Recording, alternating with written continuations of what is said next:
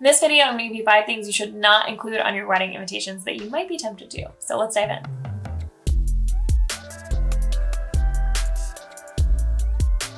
Hi, I'm Laney. I'm a wedding invitation designer. I also teach people how to design wedding invitations. If you want to shop our wedding invitations, our Etsy is linked in the description. And if you want to learn how to do this as a career, Stationery School is our membership, also linked in the description of this video. So what should you not include on your wedding invitations? I always like to preface these with kind of etiquette, schmetiquette. Do whatever you want and what works for you. But these are going to be kind of your traditional rules and things that might be seen as bad etiquette for various reasons. First and foremost, maybe most controversial, is don't include your registry information on your invitation. Everyone has websites these days. Everyone understands that they can go to the website, find the registry information. Plus, it's still okay technically, although we don't love it, for people to buy off the registry. It's still technically fine etiquette. So we're not trying to force people to do something that they don't want to do. If you're doing something really unique and interesting for your registry, you get a maybe from me, but don't include it on the invitation. Include it on a separate card with your RSVP information, website, etc. The second thing is going to be a zip code for your venue. You just want to include street address, name of the venue, and city, state. You don't actually need a zip code, and it's technically seen as incorrect to include that. Most people are typing it in their phones anyway, or they know where their venue is, or they're riding with someone, or you're providing transportation, so it's not really necessary. This third one is kind of confusing, but you actually don't need any punctuation on your invitation except when it's in the middle of a line. You don't need exclamation points, you don't need question marks, you don't need periods on your invitations. If it's within the line, like Saturday, comma,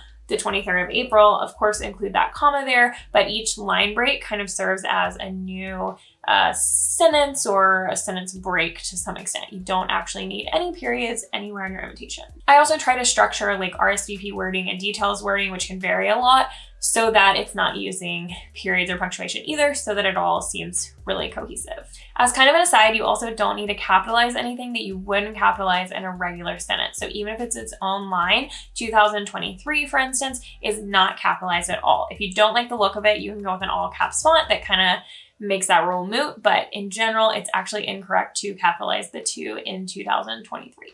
Fourth, you don't want to include any other events, including a reception, on the actual invitation card. If you have a reception in the same place, you can typically just put like reception to follow or whatever you want to follow on that, and people understand immediately following in the same place, that's my reception. If your reception is at a different location, or especially if it's at a different time, you want to include that on its own card, or at least on like an itinerary card that's got all the other events listed. The invitation itself is reserved to just invite them to the ceremony, to the wedding itself. And lastly, this is kind of a personal preference, but I think it's bad etiquette as well, to include a novel on any part of your invitation. This includes your details card. In general, a details card is to draw out any information that is really noteworthy. If your wedding is on Super Bowl Sunday in the same location the Super Bowl is happening, you might want to put something on there like book your hotels early because this is Super Bowl Sunday. If your wedding is on the beach, make sure people know that they might need to wear beach appropriate footwear, or if there's transportation issues or parking issues, you can call those out.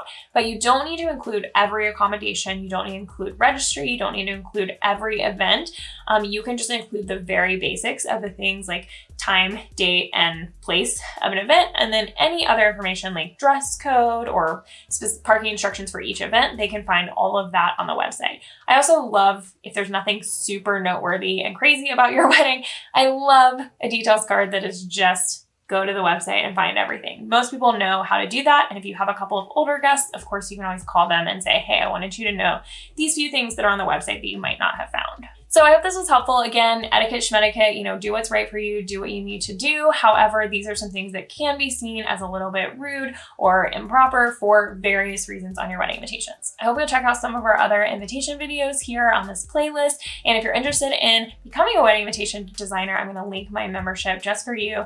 In the corner, it's got over 50 courses that you can take all about wedding invitation design businesses. Thanks, everyone.